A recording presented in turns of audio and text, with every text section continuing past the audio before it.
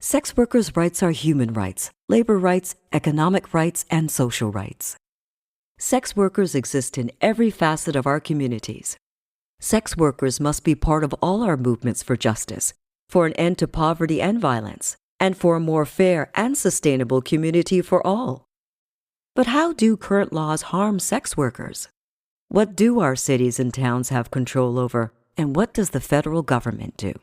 If the laws aren't changing, what else can we do to ensure sex workers can access social services, health care, justice supports, and other community services, just like other workers?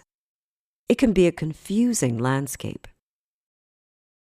Living in Community has created a new, succinct advocacy toolkit that answers these questions and more. The toolkit outlines what happens at each level of colonial government in Canada, federal, provincial, and municipal. For each government, we cover the policy and legislative tools available, how each government can impact sex workers, and advocacy opportunities. We also include links to resources to learn more. The toolkit also includes information about actions you can take to join the fight for sex workers' rights, no matter which sector you're in. These are: follow our guiding principles, which are informed by community to uphold sex workers' rights. Implement the recommendations from our 2023 Provincial Conference. We have 82 recommendations organized by sector, including healthcare, policing, frontline organizations, and governments. Learn how to center the voices of sex workers in your own consultations and projects.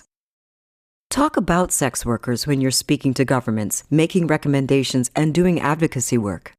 Identify and call out laws, policies, campaigns, and government decisions that cause harm to sex workers and erase or ignore their needs.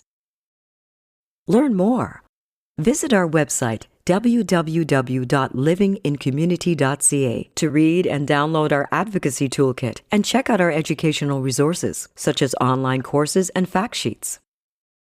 Together, we can create communities where everyone is safe, respected, and has access to supports they need to flourish.